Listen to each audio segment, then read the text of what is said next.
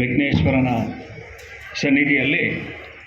ಹಾಗೆ ಏನು ವಿಶೇಷ ಅಂತ ಹೇಳಿದ್ರೆ, ಈ ಕಡೆ ವಿಘ್ನೇಶ್ವರ, ಆ ಕಡೆ ಆಂಜನೇಯ ಮತ್ತು ವಿಘ್ನೇಶ್ವರನ ಮಧ್ಯದಲ್ಲಿ ಕಾರ್ಯಕ್ರಮ ಮಾಡ್ತಕ್ಕಂಥದ್ದು ಬಹಳ ಅತ್ಯಂತ ಯಶಸ್ವಿ ಕಾರ್ಯಕ್ರಮ ಅಂತ ಭಾವಿಸ್ತೇವೆ.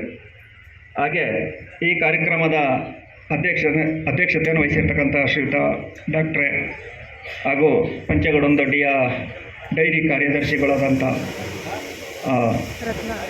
ರತ್ನಾಕವರೇ, ನಮ್ಮ ಪೂಜನೀಯ ಮಾತಾಜಿ ಬಂಧುಗಳೇ, ನಮ್ಮ ಎಲ್ಲ ಟ್ರಸ್ಟಿಗಳೇ, ಪ್ರೀತಿಯ ವಿದ್ಯಾರ್ಥಿ ಬಂಧುಗಳೇ, ವಿವೇಕಾನಂದರ ಬಗ್ಗೆ ಮಾತಾಡಬೇಕು ಅಂತ ಹೇಳಿದರೆ ಭಾಳ ಸಮಯ ಬೇಕು, ಭಾಳ ಟೈಮ್ ಬೇಕಾಗುತ್ತೆ. ಆದರೆ ಇಲ್ಲಿ ಕಾಲಾವಕಾಶ ನನಗೆ ಹೇಳಿರ್ತಕ್ಕಂಥದ್ದು 10 ರಿಂದ 15 ನಿಮಿಷದಲ್ಲಿ ವಿವೇಕಾನಂದರ ಬಗ್ಗೆ ಮಾತಾಡಿ ಅಂತ. ಅದು ಸಾಧ್ಯ ಇಲ್ಲ. ಆದರೆ ಎಷ್ಟು ಸಾಧ್ಯನೋ ಅಷ್ಟನ್ನು ನಿಮ್ಮ ಮುಂದೆ ಇಡುವಂಥ ಪ್ರಯತ್ನ ಮಾಡೋಣ. ಸ್ವಾಮಿ ವಿವೇಕಾನಂದರು ಸಾಮಾನ್ಯ ಕುಟುಂಬದವರಲ್ಲ, ಅತ್ಯಂತ ಶ್ರೀಮಂತ ಕುಟುಂಬದಲ್ಲಿ ಹುಟ್ಟಿದವರು ಅಂತ ಹೇಳಿದರೆ, ಅವ್ರ ತಂದೆ ಅವತ್ತಿನ ಕಾಲದಲ್ಲೇ ಲಾಯರು, ವಿಶ್ವನಾಥ ಒಡೆಯ ಅಂತ, ವಿಶ್ವನಾಥದ ಅವ್ರ ತಂದೆ ವಿಶ್ವನಾಥ ಆದರೆ ತಾಯಿ ಭುವನೇಶ್ವರಿ ತಾಯಿ. ತಂದೆ ವಿಶ್ವನಾಥ ಜಗತ್ತಿನ ಒಡೆಯ, ತಾಯಿ ಭುವನೇಶ್ವರಿ ಜಗತ್ತಿನ ಒಡತಿ. ಅಂಥವರಿಗೆ ವಿವೇಕಾನಂದರಂಥ ಮಗ ಹೊಡೆದು ಇನ್ಯಾರು ಹೊಡಿಬೇಕು? ಇದನ್ನು ನಾವು ಆಲೋಚನೆ ಮಾಡಬೇಕಾಗ್ತದೆ.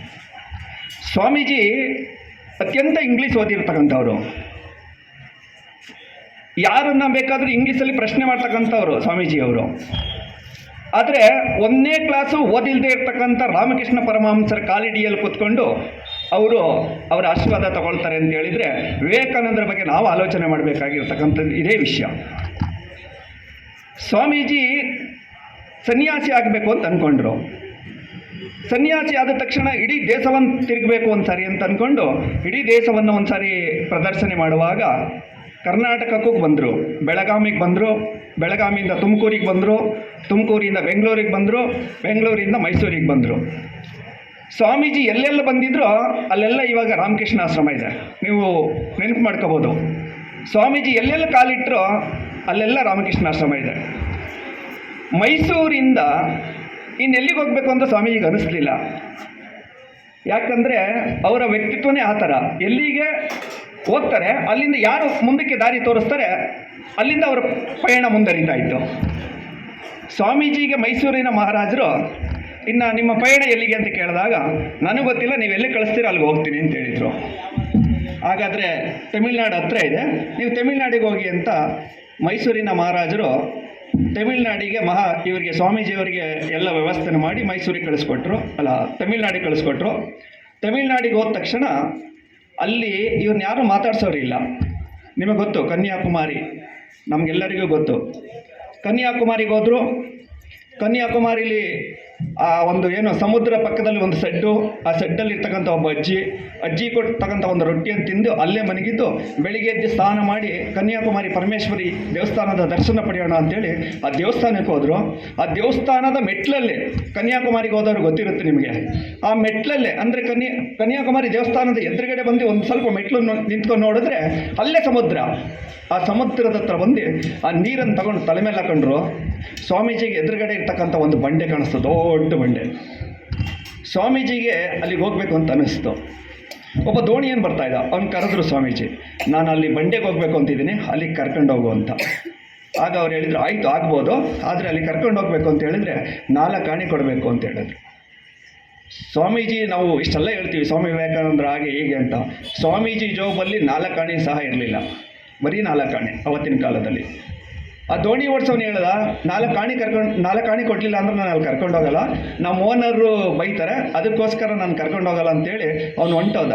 ಆದರೆ ಸ್ವಾಮೀಜಿ ಹಠ ಬಿಡಲಿಲ್ಲ. ಸ್ವಾಮೀಜಿ ಕಟ್ಟಿದಂಥ ಪೈಟವನ್ನು ತೆಗೆದು ಸೊಂಟಕ್ಕೆ ಕಟ್ಟಿ ಸಮುದ್ರಕ್ಕೆ ಬಿದ್ದರು. ಆ ಸಮುದ್ರ ನೋಡಿದರೆ ನಿಮಗೆ ಹೋದವರಿಗೆ, ಕನ್ಯಾಕುಮಾರಿಗೆ ಹೋದವ್ರಿಗೆ ಒಂದ್ಸರಿ ಗಮನಿಸಿ, ಭಾರತ ಮಾತೆಯ ಮಡಿಲಲ್ಲಿರ್ತಕ್ಕಂಥದ್ದು, ಅಂದರೆ ಸಮುದ್ರ 2 ಕೂಡ್ಕೊಂಡಿರ್ತಕ್ಕಂಥದ್ದು.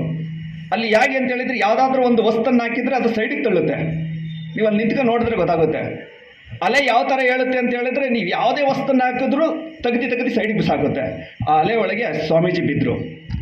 1 ಪರ್ಲಾಂಗ ಅಂತ ಹೇಳಿದರೆ ಸರಿಸುಮಾರು ಮರ್ಲಿಂಗನದೊಡ್ಡಿಯಷ್ಟು ಆ ಸಮುದ್ರದೊಳಗೆ ಈಜೊಡ್ಕೊಂಡು ಹೋದರು ಸ್ವಾಮೀಜಿ. ಯಾವ ಕಾಲ ಅಂತ ಕೇಳಿದರೆ ಜನವರಿ 25, 26, 27 3 ದಿನ ಅಲ್ಲಿ ಕೂತ್ಕೊಂಡ್ರು ಸ್ವಾಮೀಜಿ. ಊಟ ಇಲ್ಲ, ನಿದ್ದೆ ಇಲ್ಲ, ಏನಿಲ್ಲ, ತಪಸ್ಸು ಮಾಡಿದರು ಸ್ವಾಮೀಜಿ. ಅವ್ರಿಗೆ ಏನು ಅನ್ನಿಸ್ತೋ ಅದ್ರ ಮೇಲೆ ಕೂತ್ಕೊಂಡು ತಪಸ್ಸು ಮಾಡಿದರು ಆ ಬಂಡೆ ಮೇಲೆ. ಇವತ್ತು ಅಲ್ಲಿ ಸ್ವಾಮೀಜಿ ಒಂದು ವಿಗ್ರಹ ಎಲ್ಲ ಆಗಿದೆ. ಅಲ್ಲಿ ಸ್ವಾಮೀಜಿ ಅಲ್ಲಿಂದ ಬಂದು ಇನ್ನು ಎಲ್ಲಿಗೆ ಹೋಗಬೇಕು ಅಂತ ಗೊತ್ತಾಗಲಿಲ್ಲ. ಇವರು ಇದೆಲ್ಲನ್ನೇ ಗಮನಿಸ್ತಂತ ಯಾರೋ ಒಬ್ಬರು ಅಲ್ಲಿನ ತಮಿಳುನಾಡು ಮಹಾರಾಜರಿಗೆ ಹೇಳ್ತಾರೆ, ಯಾರೋ ಒಬ್ಬರು ಸ್ವಾಮೀಜಿ ಬಂದಿದ್ದಾರೆ, 3 ದಿನ ಊಟ ತಿಂಡಿ ಏನೂ ಮಾಡಿಲ್ಲ, ಅಲ್ಲಿ ಬಂಡೆ ಮೇಲೆ ಕುಂತ್ಕೊಂಡ್ಬಿಟ್ಟಿದ್ದಾರೆ ಅಂತಂದಾಗ ಆ ತಮಿಳುನಾಡಿನ ಕ್ಷೇತ್ರೀಯ ಮಹಾರಾಜ ಬಂದು ನಾ ಮನೆಗೆ ಬರ್ಬೋದಾ ಇವತ್ತು ಅಂತ ಕೇಳಿದಾಗ ಆಯ್ತು ಆಗ್ಬೋದು ಅಂತೇಳಿ ಅವ್ರ ಮನೆಗೆ ಹೋದರು. ಸ್ವಾಮೀಜಿಗೆ ಯಾಕೆ ಕರ್ಕೊಂಡು ಹೋದ್ರು ಅಂತ ಹೇಳಿದ್ರೆ ಆ ಕ್ಷೇತ್ರೀಯ ಮಹಾರಾಜನ ಮಗನ ಹುಟ್ಟಿದಬ್ಬ ಆಯಿತು. ಹೆಸರು ಯಾವುದು ಇಡಬೇಕು ಅಂತ ಗೊತ್ತಿರಲಿಲ್ಲ. ಇವ್ರ ಕೈಲಿ ಇಡ್ಸಿದ್ರೆ ಭಾಳ ಒಳ್ಳೇದಾಗುತ್ತೆ ಅಂತೇಳಿ ಸ್ವಾಮಿ ವಿವೇಕಾನಂದರನ್ನ ಅವ್ರ ಮನೆಗೆ ಕರ್ಕೊಂಡು ಹೋದರು. ಸ್ವಾಮೀಜಿ ಕೇಳಿದರು, ನಿಮ್ಮ ಮುಂದಿನ ಪಯಣ ಎಲ್ಲಿಗೆ ಅಂತ. ನನಗೆ ಗೊತ್ತಿಲ್ಲ, ನೀವು ಎಲ್ಲಿ ಕಳಿಸ್ತೀರ ಅಲ್ಲಿಗೆ ಹೋಗ್ತೀನಿ ಅಂತ ಹೇಳಿದರು. ಸ್ವಾಮೀಜಿಯ ಕ್ಷೇತ್ರೀಯ ಮಹಾರಾಜನ ಮಗನ ಹೆಸರನ್ನಿಟ್ಟರು. ಅಲ್ಲಿವರೆಗೆ ನರೇಂದ್ರ ಇದ್ದ ಸ್ವಾಮೀಜಿ, ನರೇಂದ್ರ ಇದ್ದ ಸ್ವಾಮೀಜಿ ಅಂತ ಕರೀತಾ ಇದ್ರು, ಕೆಲವರು ಕೇಸರಿದಾರಿ ಅಂತ ಕರೀತಾ ಇದ್ರು, ಕೆಲವರು ಭಾಳ ವಿಚಾರವಂತ ಅಂತ ಕರೀತಾ ಇದ್ರು.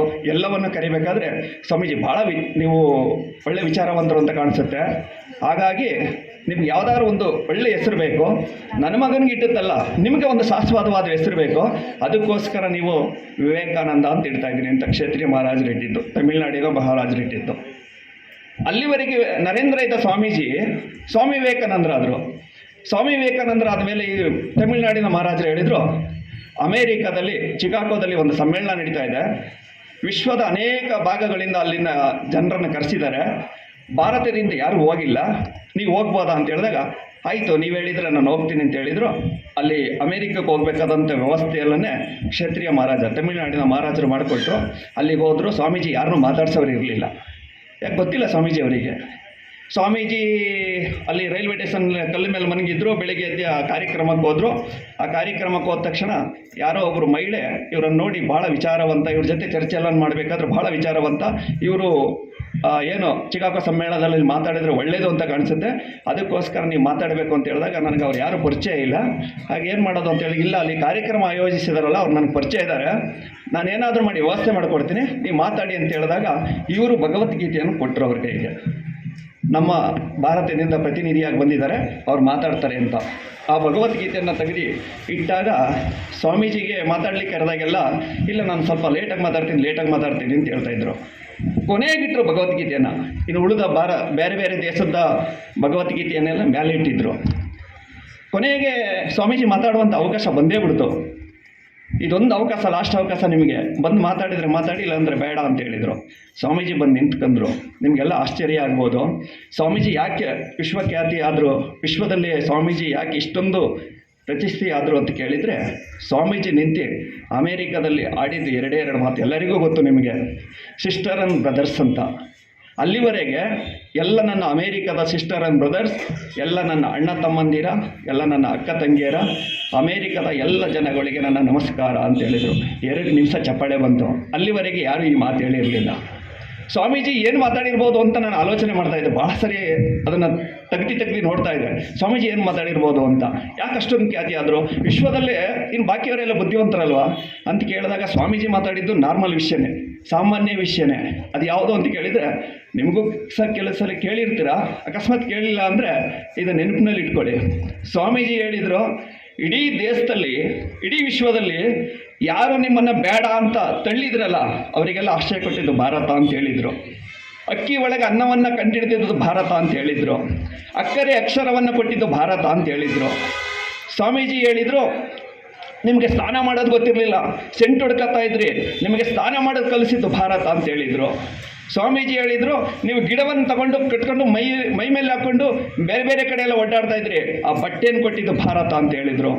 ಇಡೀ ಜಗತ್ತಿಗೆ ಒಂದು ಅಕ್ಷರ ಅಂತ ಹೇಳಿದರೆ ಒಂದು ಅಂಕಿ 1 2 3 4 ಅಂತ ಬರೀತೀವಲ್ಲ, 100 ಬರಿಬೇಕು ಅಂದರೆ 100 ಬರಿತಾ ಇದ್ರು, 1 2 3 4 ಅಂತ 100 ಬರಿತಾ ಇದ್ರು. ಅದನ್ನು ಭಾರತ 0 ಕೊಡ್ತು. 0 ಕೊಟ್ಟೋದು ಮಾತ್ರಕ್ಕೆ 1 ಬರೆದು ಪಕ್ಕದಲ್ಲಿ 2 0 ಹಾಕಿದರೆ ಅದು 100 ಆಯಿತು. ಈ 0 ಕೊಟ್ಟಿದ್ದು ಭಾರತ ಅಂತ ಹೇಳಿದರು. ಇದೆಲ್ಲ ಜನಕ್ಕೆ, ಅಮೇರಿಕದ ಜನಗಳಿಗೆ ಭಾಳ ಇಷ್ಟ ಆಯಿತು. ಈ ವಿಷಯ ಯಾರೂ ಮಾತಾಡಿರಲಿಲ್ಲ.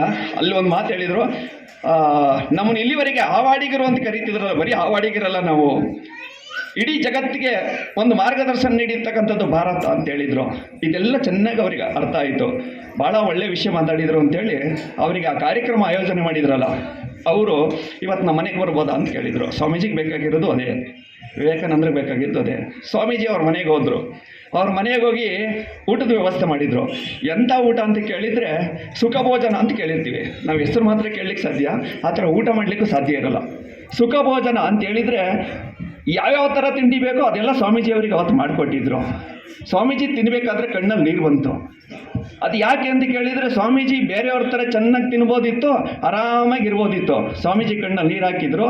ಸ್ವಾಮೀಜಿ ಒಂದ್ಸಲ ಅಂದ್ಕೊಂಡ್ರು, ಭಾರತದಲ್ಲಿ ಅನೇಕರು ಊಟ ಇಲ್ಲದೇ ಉಪವಾಸದಲ್ಲಿದ್ದಾರೆ, ಆದರೆ ನಾನು ಈ ಥರ ಸುಖ ಭೋಜನ ತಿನ್ನಬೇಕಲ್ಲ ಅಂತೇಳಿ ಅರ್ಧಕ್ಕೆ ಕೈ ತೊಳೆದ್ರು ಸ್ವಾಮೀಜಿ. ಆಯಿತು, ಇವತ್ತು ರಾತ್ರಿ ನಮ್ಮನೇಲೇ ಇರಬೇಕು ಅಂತೇಳಿ ಅವರ ಒಂದು ಕೋಣೆ, ಅತ್ಯಂತ ದೊಡ್ಡ ಕೋಣೆ, ಅಂದರೆ ಇವತ್ತು ನಾವೇನು ಅರಮನೆ ಅಂತ ಹೇಳ್ತೀವಿ ಆ ಥರದ ವಿಷಯದ ಒಂದು ಕೋಣೆಯಲ್ಲಿ ತಗೊಂಡೋಗಿ ಅವ್ರನ್ನ ಸ್ವಾಮೀಜಿಯನ್ನು ಇಟ್ಟರು.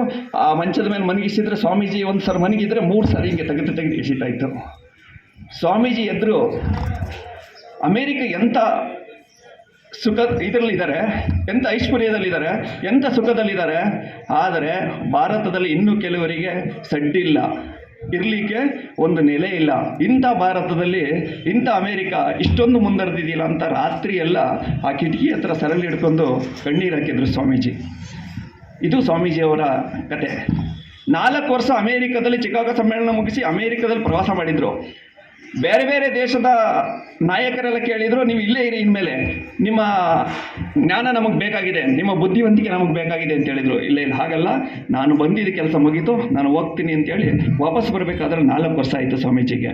4 ವರ್ಷ ಆಗಬೇಕಾದ್ರೆ ಅಲ್ಲಿನ ಅಮೇರಿಕದ ಅಲ್ಲಿನ ಏನು ಕಾರ್ಯಕ್ರಮ ಆಯೋಜನೆ ಮಾಡಿದರು, ಅವರು ಇವ್ರನ್ನ ಭಾರತಕ್ಕೆ ಬರುವಂಥ ಹಡಗಿನಲ್ಲಿ ಬರುವಂಥ ವ್ಯವಸ್ಥೆ ಮಾಡಿದರು. ಹಡಗಿನಲ್ಲಿ ಬರಬೇಕಾದ್ರೆ ಸ್ವಾಮೀಜಿ ಬೆಳಿಗ್ಗೆ 5 ಗಂಟೆಗೆ ಎದ್ದು ಈ ಕಡೆ ಸೂರ್ಯ ಕಡೆ ಮುಖ ಮಾಡಿ ನೋಡಿದರೆ ತೆಂಗಿನ ಮರದ ಸಾಲು ಕಾಣಿಸ್ತು. ತೆಂಗಿನ ಮರದ ಸಾಲು.